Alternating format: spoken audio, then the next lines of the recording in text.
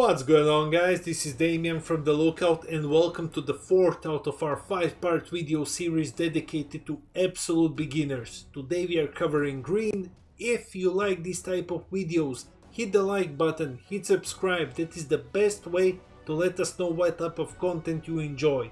Now, with that being said, let's jump straight into the video. Today's video is going to be a bit weird because green is a weird color. That's a key part of its identity, which sounds a bit strange. I will explain a bit later, but first off, let's look at the two main aspects of green.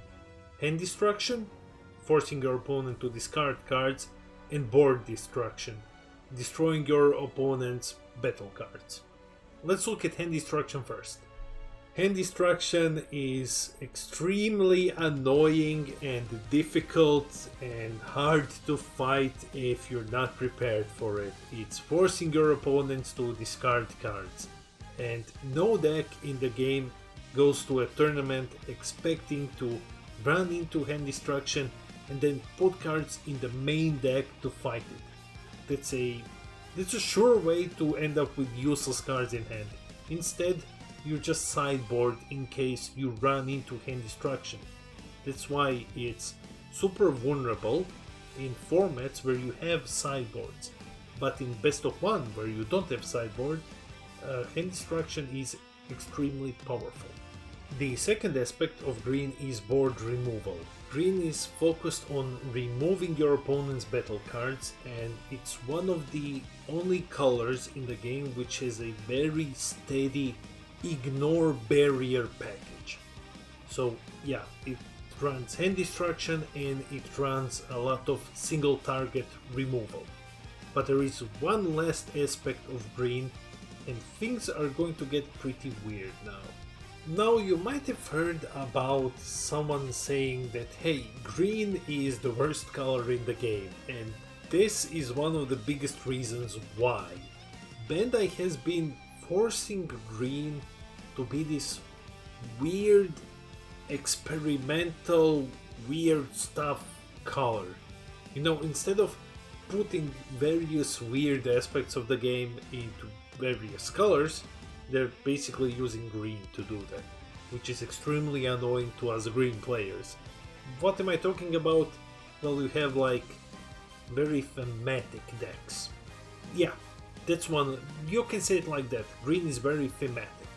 You're very flavorful. You have like Kaioken Son Goku deck from set 15, and this is just weird. It's playing Kaioken Goku cards while interacting with King Kai's planet field card, and then you get like these super powerful boosts, but then you lose it because that's how Kaioken works. You have also Majin Buu, which is like green token go wide strategy. You have set 15 Vegeta, which is just weird Vegeta blocker. Your opponent must do very stupid things for you to draw cards. It's the worst deck in the game. We can cover it if you want. And finally, my favorite, King Cold, and this is super field heavy galactic dominance deck. Yeah, that's how I would call it. But now, because of this, green is very archetype locked, and it's reflected in its budget. For all of you who want to get into the green, I can only say that it's a relatively cheap color, and it kinda goes hand in hand with what I just spoke of, with green being this weird stuff color. And this is because a lot of decks are super archetype locked, which in return creates a small amount of cards that are just generic green cards, generic staples, and everything else just comes as a piece of a bigger package. Let's look at these expensive staples first. These 5 are the only expensive staples. You have Frieza Charismatic Villain. You need 4 copies of this one. This one goes into every green deck. It's your free counter play, which also kills a card. It's amazing. You need to get 4 copies of this one. Then you have Dormant Potential Unleashed. This one was reprinted already, Frieza wasn't. And if you are from the US, depending on when you're watching this video, you probably still haven't received the second edition Set 10 reprints. So Frieza and Dormant Potential are in this set, which means the Dormant Potential and Frieza will be cheaper once this set hits. Then you have Ribrian and Rosie.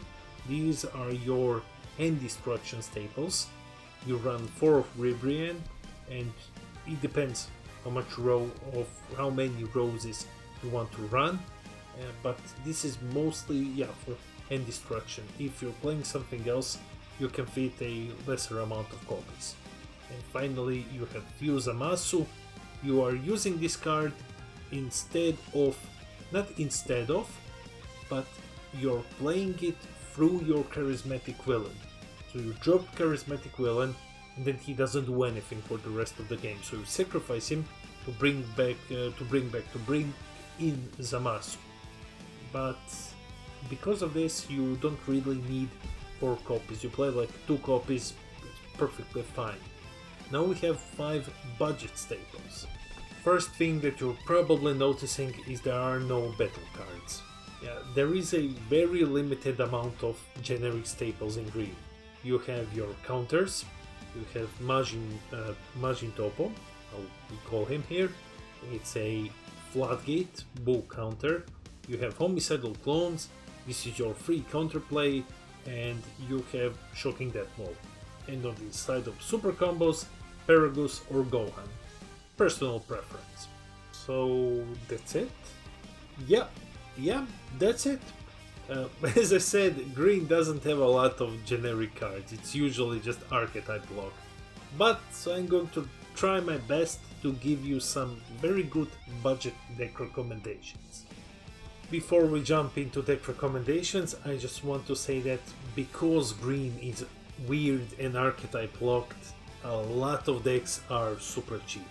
These are only my free picks for absolute beginners based on budget and how difficult they are to play. So we have Tenshinhan, Gotenks, and finally my favorite, King Cold. First on our list, Tenshinhan, and this is your green toolbox deck. This is the deck that I would recommend to everyone who wants to experience the first 2 aspects of green with as little weird as possible. It's a deck that has hand destruction elements, it has board removal elements, it's like a green jack of all trades, but master of none. So if you want to experience, a bit of hand destruction, a bit of control, a bit of toolboxing, some of this, some of that, then go with Tenshinhan. Next we have a different aspect of weird in green, which is hyper aggro, and this comes in the form of Gotenks. Gotenks is a green aggro deck. It's based on union fusion between Goten and Trunks. It's super fast, it's fairly cheap, it has some discard elements, so it's a weird green aggro deck. So if you want to try an aggro version in this color, you should try Gotenks, it's fairly cheap. Last on our list is my personal favorite, King Cold, and this is your extreme budget option.